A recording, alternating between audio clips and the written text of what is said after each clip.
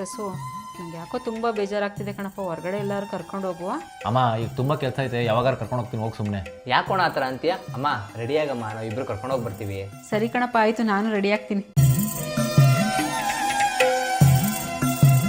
ಅಲ್ಲದನ್ನು ನಾವು ದುಡ್ಡೆಲ್ಲ ಇವಾಗ ಸೇವ್ ಮಾಡಿದ್ರೆ ತಾನೇ ಮುಂದೆ ಅಮ್ಮಗೆ ಏಜ್ ಆದಮೇಲೆ ಎಲ್ಲ ಕಡೆನೂ ಕರ್ಕೊಂಡು ಹೋಗ್ಬೋದು. ಅಲ್ಲ ಅಣ್ಣ, ನೀನು ಹೇಳ್ದಾಗೆ ನಾವು ಮುಂದೆ ಫ್ಯೂಚರಲ್ಲಿ ಜಾಸ್ತಿ ದುಡ್ಡು ಸಂಪಾದನೆ ಮಾಡಿಬಿಟ್ಟು ಅಮ್ಮನ ಒಂದು ಒಳ್ಳೆ ಜಾಗ ಕರ್ಕೊಂಡು ಹೋಗ್ತೀವಿ ಅಂತ ಅನ್ಕೋ. ಅಮ್ಮನಿಗೆ ನಾವು ತೋರಿಸ್ತೀವಿ, ಅಮ್ಮ ನೋಡಮ್ಮ ಎಷ್ಟು ಚೆನ್ನಾಗಿದೆ ಈ ಜಾಗ ಅಂತ. ಅವಾಗ ಅಮ್ಮನಿಗೆ ಇವಾಗಿರೋ ಕಣ್ಣಿನ ಶಕ್ತಿ ಮುಂದೆ ಫ್ಯೂಚರಲ್ಲಿ ಹಂಗೆ ಇರುತ್ತಾ?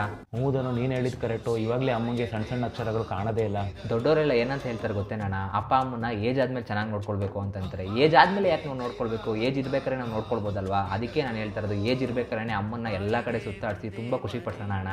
ಹೌದನು ನೀನು ಹೇಳಿದ್ದು ಕರೆಕ್ಟು. ಅಪ್ಪ ಅಮ್ಮಗೆ ಏಜ್ ಇದ್ದಾಗಲೇ, ಕೈ ಕಾಲು ಗಟ್ಟಿ ಇದ್ದಾಗಲೇ ಎಲ್ಲ ಕಡೆನೂ ತೋರಿಸಿ ಖುಷಿ ಪಡಿಸ್ಬೇಕು ಅವ್ರಿಗೆ. ಬ್ರಹ್ಮ ವಿಷ್ಣು ಶಿವ ಎದೆ ಹಾಲು ಕುಡಿದರೋ, ಅಮ್ಮ ನೀನೇ ದೈವ ಅಂತ ಕಾಲು